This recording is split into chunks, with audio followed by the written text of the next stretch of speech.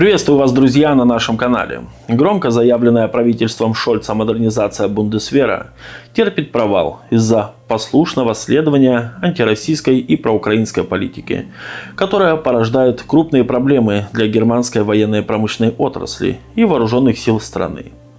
На это указывает немецкая газета Handelsblatt, поясняя, почему амбициозный франко-германский проект MGSC по созданию основного боевого танка следующего поколения оказался на грани краха. Правительства в Париже и Берлине 6 лет назад выдвинули проект совместной разработки преемника Леопард-2 и французского Leclerc. Первая стадия исследований по определению архитектуры будущей системы была завершена совсем недавно, в апреле. Из специального фонда Бундесвера на расходы по разработке MGSC в текущем году запланировано потратить почти 83,5 миллиона евро, пишет Handelsblatt. После многих лет разработки и дорогостоящих затрат, сведения о предполагаемом свертывании проекта MGSC основной наземной боевой системы стало неожиданностью. Впрочем, уже неоднократно ходили слухи, что франко-германский танковый проект давно не продвигается, поскольку вовлеченные в него оружейные компании двух стран не могут договориться по нескольким ключевым вопросам. В частности, германская компания Rheinmetall якобы хочет внедрить основное вооружение на базе своей 130 мм гладкоствольной пушки. Согласно недавнему сообщению Der Spiegel, что во Франции было встречено негативно.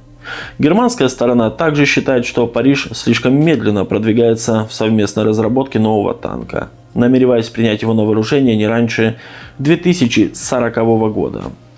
Первоначально предполагалось, что MGSC начнет поступать в вооруженные силы обеих стран параллельно в 2035 году.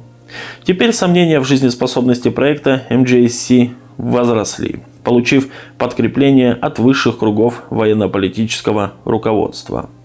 В начале сентября влиятельный член Бундестага от СДПГ Андреас Шварц призвал сосредоточить усилия на выпуске предыдущих моделей Леопард-2, которые сейчас интенсивно используются военными Украины против российской армии, вместо того, чтобы инвестировать в MGSC.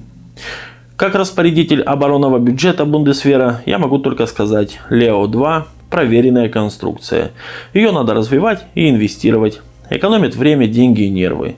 И мы знаем, что получим в итоге, написал Шварц в своем аккаунте на X. Провал программы основного боевого танка следующего поколения не только стал бы равносилен серьезной неудаче в программе перевооружения Бундесвера, подчеркивает Handelsblatt, но и нанес крупный урон международному престижу страны, поскольку именно Германия возглавляет проект MGSC. Взамен Франция получила лидерство в разработке будущего истребителя FCAS, при том, что обе страны совместно несут затраты на создание новых систем вооружения. Вот такие вот, друзья, новости. Подписывайтесь на канал, ставьте лайк и обязательно оставляйте свои комментарии.